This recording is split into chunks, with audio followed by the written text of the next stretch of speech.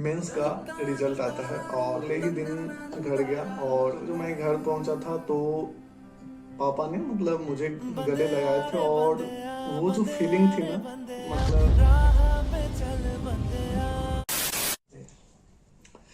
सितंबर 2021 को मैं अपना कॉलेज कंप्लीट करके लगभग 2 महीने बाद पटना जाता हूँ, और वहाँ पे मैंने इंजीनियर्स एकेडमी में अपना एडमिशन लिया था।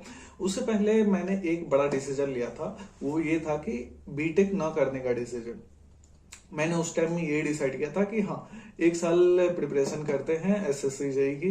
बहुत नाम मैंने सुन रखे थे कि हाँ, एसएससी जेई तैयारी करने से नौकरी लग जाती है, ऐसा है वैसा है। इवन मैं बताऊँ, उस टाइम पे मुझे उसका सिलेबस भी नहीं पता था कि एक्चुअली में पढ़ना क्या है। बस ये पता था कि हाँ, इससे नौकरी लग जाती है।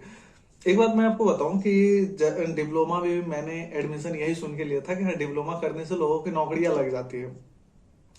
फिर मैंने डिप्लोमा के एंड में जब आया तो उस टाइम पे बिहार में ये था कि हाँ, नंबर बेसिस जो है जॉब लग जाते हैं। फिर मैंने मतलब लास्ट सेमेस्टर में पढ़ पढ़ के नंबर भी अच्छे खासे स्कोर कर लिए। फिर बाद में पता चला कि अब नंबर बेसिस में ही होगा।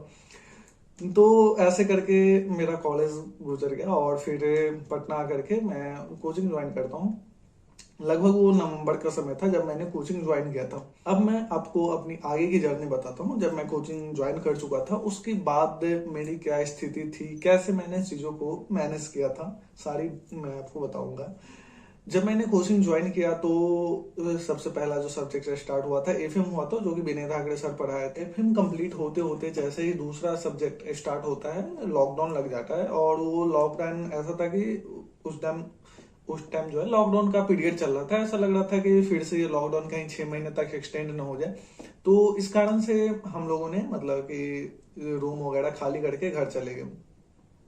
2 महीने तक लॉकडाउन रहा, और उसके बाद फिर से कोचिंग रीओपन होती है। और उस लॉकडाउन में मैंने जो सबसे अच्छा काम किया था वो कि रीजनिंग जो थी मैंने पढ़ लिया था। पता नहीं, मतलब रीजनिंग इजी लग रहा था, तो मतलब घर बैठे बैठे मैंने उसको ऐसे वीडियो देख देख के कंप्लीट कर दिए थे। तो मैंने रीजनिंग कंप्लीट कर लिया था। फिर मैं वहां से आया और फिर से कोचिंग रीज्वाइन किया, और फिर मैंने स्टार्ट किया। फिर उसके बाद सॉम टॉस कंप्लीट करवाए गए। इसमें मार्च खत्म हो चुका था, और अप्रैल स्टार्ट हुआ, और अप्रैल मई लगभग 2 महीने फिर मैं बीएमसी पढ़ता हूँ। यहाँ तक मेरी स्थिति ये थी कि मैं ना ही नॉन टेक का कुछ कर रहा था, ना ही मैं टेक्निकल को सही से रिवाइज कर रहा था, ना ही मैं नंबर ऑफ क्वेश्चंस प्रैक्टिस कर रहा था, और ना ही मैं टेस्ट सीरीज दे रहा था। ये मेरी जो सबसे बड़ी गलतियां थी। उसके बाद जो मेरे प्रिपरेशन जर्नी का जो टर्निंग पॉइंट था वो था, जो उसके बाद जून में मेरी मुलाकात एक टीचर से होती है जो कि सॉइल पढ़ाने आए हुए थे। दीपक सर थे वो, इंजीनियर्स एकेडमी में वो आए थे पढ़ाने। मैं उस टाइम इस फेज में था कि इस बार तो नहीं होना, क्योंकि वो जून चल रहा था और एग्जाम को उतना टाइम नहीं था। मेरे लगभग 3-4 सब्जेक्ट ही बस कंप्लीट हो रखे थे, तो उस फेज में ही नहीं था कि इस बार मेरा सिलेक्शन होगा। सर ने बोले कि तुम ऐसे भी मान के बैठे हो कि इस बार तो होगा ही नहीं, ठीक है, इफर्ट लगाने में क्या जा रहा है, एक बार तुम प्रयास कर लो, हो गया तो बहुत अच्छी बात है, नहीं हुआ तो ठीक है, अगली बार तो तुम ऐसे भी टारगेट कर रहे हो। मैंने सोचा ठीक है, क्या गलत क्या है इसमें। और उन्हीं के कहने पे मैंने सबसे पहला फुल लेंथ टेस्ट जो है वो अटेम्प्ट किया था, मॉक टेस्ट। और उसमें मेरे लगभग मार्क्स जो आए थे 70 से 75 मार्क्स आए थे। मतलब 35-40 नंबर जो थे वो रीजनिंग के थे, और टेक्निकल के 35 नंबर रहे होंगे इसी के अप्रोक्स में। और जीएस में तो 1-1.5 नंबर ही बस आए हुए थे उस टाइम पे। जीएस इतना बेकार था मेरा। तो ये मेरी स्थिति थी जब मैंने पहला टेस्ट दिया था। फिर उन्होंने मतलब मुझे ऐसा गाइड किया, मतलब थ्रू द जर्नी एग्जाम तक उन्होंने गाइड किया कि कैसे क्या चीजें करनी है। शॉर्ट नोट्स बनाने का तरीका मुझे उन्होंने बताया, टेस्ट को कैसे एनालाइज करना है, वो सारी चीजें मुझे बताई। मतलब उनका जो गाइडेंस था, मैं एक लाइन में बताऊं तो जैसे कि कृष्ण भगवान ने अर्जुन को गाइड किया था, एग्जैक्टली मैं बताऊं तो वैसे तरीके से मतलब सर ने थ्रू द एग्जाम, मतलब लास्ट तक जब तक एग्जाम हुआ तब तक उन्होंने गाइड किया। उसी टाइम से मैंने शॉर्ट नोट्स बनाने स्टार्ट किए, और फिर मैंने जो नॉन टेक जो जीएस वाली पार्ट थी उसी टाइम मैंने तीनों चीजें जो है टेस्ट सीरीज, शॉर्ट नोट्स और जीएस का प्रिपरेशन स्टार्ट किया था लगभग जून एंड और जुलाई की फर्स्ट की बात है, ये उस टाइम मैंने स्टार्ट किया था। और साथ ही मैं चीजें करता गया।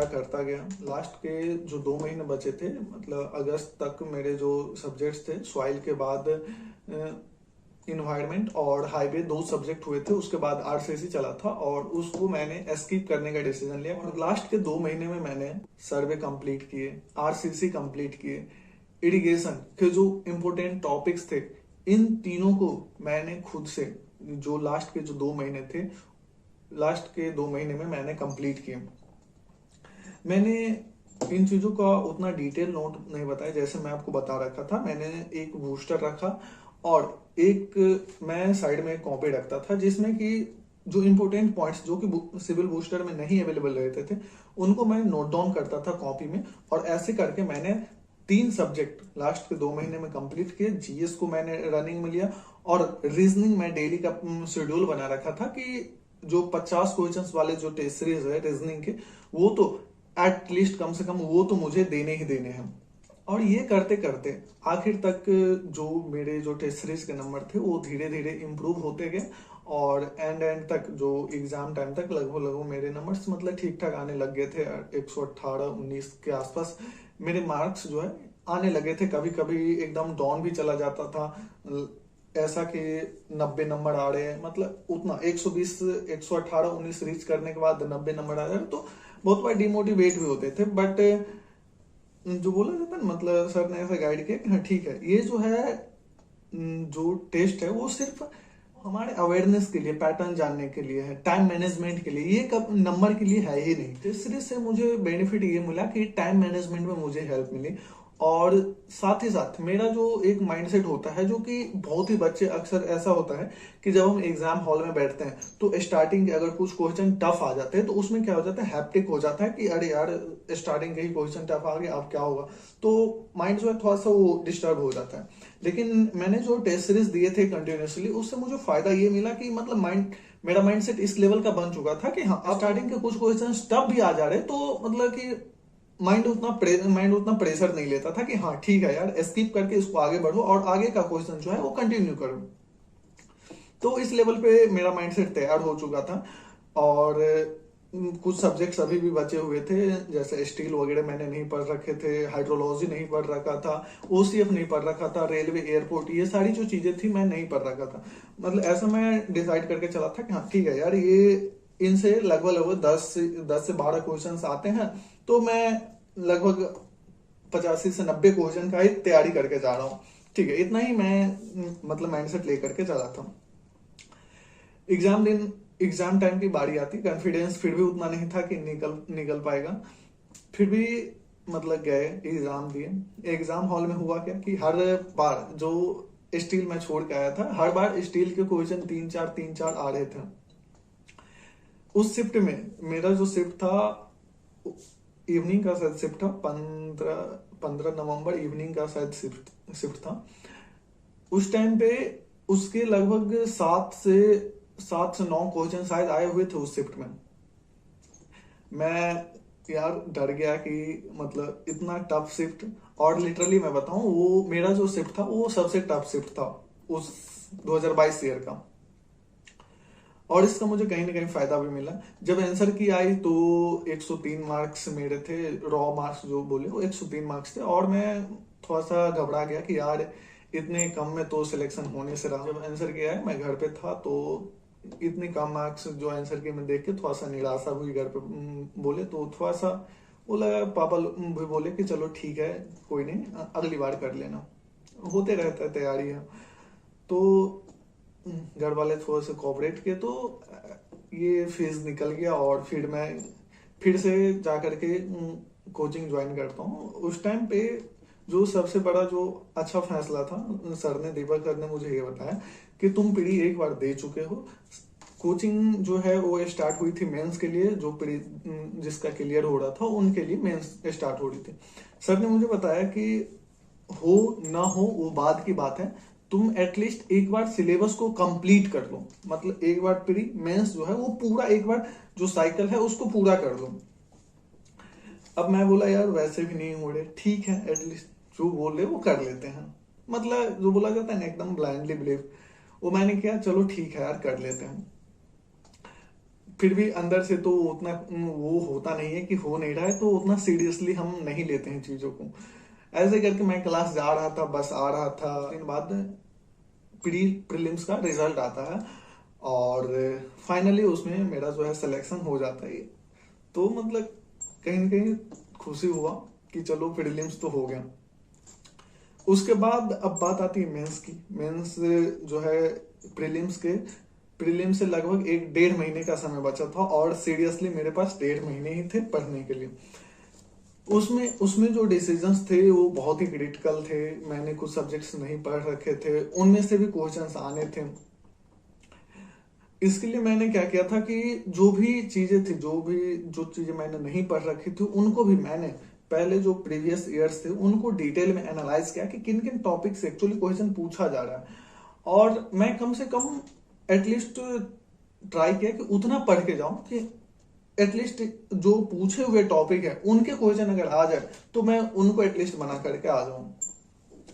और यही स्ट्रेटेजी अपनाई मैंने। नंबर ऑफ टेस्ट सीरीज दिए मेंस के रिटन में, 2-2 घंटे बैठ करके लिखता रहा और जब मेंस आया मैंने दे दिए। मेंस के पेपर से मतलब मैंने ठीक ठाक लिख के आए थे एग्जाम में, तो ना ही डर था ना ही कॉन्फिडेंट था कि हो ही जाएगा। तो मैं ऐसे लिख करके आ गया। उसके बाद मैं बैठ गया, चलो ठीक है। 2-3 महीने बाद मेंस का रिजल्ट आता है और मैं बताऊं वो जो मोमेंट था, आप फील कीजिएगा कि मेरा जो नाम था, मैंने अपना नाम सर्च किया, नाम आ रहा है, मैं रोल नंबर 2-3 बार 4 बार मैच कर रहा हूँ कि मेरा ही तो है। मैंने मैच किया, फिर फाइनली ये हुआ कि हाँ हो गया है। फिर मैंने घर पे कॉल किया और घर पे जो फोन किया था, वो जो मोमेंट था, जो आवाजें थी सुनने को जो मिला था पापा मम्मी का, वो जो मोमेंट था उसको आप फील कीजिए, मतलब कि उसको हम वर्ड में एक्सप्रेस नहीं कर सकते हैं, ऐसा चीजें थी। फिर मैंने सर को बताया, देवक सर को, कि हाँ जो है सिलेक्शन हो गया। सर भी बहुत खुश हुए। उसके बाद मैं अगले ही दिन घर गया और वो जो मोमेंट्स थे, एक मतलब लड़के के लिए लिटरली बताऊं तो पापा को गले लगाना मतलब बहुत बड़ी बात होती है। उस टाइम जब मैं घर पहुंचा था तो पापा ने मतलब मुझे गले लगाए थे और वो जो फीलिंग थी ना, मतलब मैं एक्सप्रेस ही नहीं कर सकता हूँ, वर्ड्स क्या मतलब एक्सप्रेस मैं नहीं कर सकता। वो जो फीलिंग थी, अलग फीलिंग थी। फिर मतलब वही उसको सेलिब्रेट किया हमने कि हो गया फाइनली सिलेक्शन। बहुत उम्मीदें थी, फाइनली हो गया था। उसके बाद जो डिपार्टमेंट मुझे मिला था, CWPRS डिपार्टमेंट मुझे मिला था। उसके बाद मैं जब डिपार्टमेंट का शेड्यूल आया, स्टेट को डीवी गया, डीवी के लिए गया मैं। उसके बाद ज्वाइन किया और उसके बाद कुछ दिन बाद अक्टूबर में DDA जेई का एग्जाम होता है, सेकेंड वाली। पहले वाले मैं एग्जाम SSC जेई मेंस के बाद दिया था, उसमें मेरे कुछ मार्क्स रह गए थे तो उस टाइम मेरा नहीं हुआ था। फिर जो सेकेंड एग्जाम जो होता है, जो वैकेंसी आती है, उसका एग्जाम अक्टूबर में शायद हुआ था। तो वो मैं एग्जाम जो है आकर के देता हूँ दिल्ली, और उसको मैं एग्जाम उसके बाद मैंने DDA का जो है दूसरा जो एग्जाम था उसको मैंने अटेम्प्ट किया। और ये था कि हाँ, क्योंकि जॉब मेरी पहले लग गई थी, हो गया तो भी ठीक है, नहीं हुआ तो भी ठीक है। उसके बाद रिजल्ट आता है कि DV के लिए जो मेरिट आता है वो निकलता है, तो उसमें मेरा नाम रहता है। फिर ठीक है, DV भी मैंने आकर के DV करा लिया। जब जो उसका जो फाइनल मेरिट आता है तो मैं देखता हूँ कि मेरे ऑल इंडिया रैंक 16 थे। ये थी मेरी AR 16 तक की जर्नी। बाकी आप लोग कमेंट करके जरूर बताना कि आप इस जर्नी के किस पड़ाव में, किस फेज में आपकी अभी जर्नी चल रही है, जरूर बताना।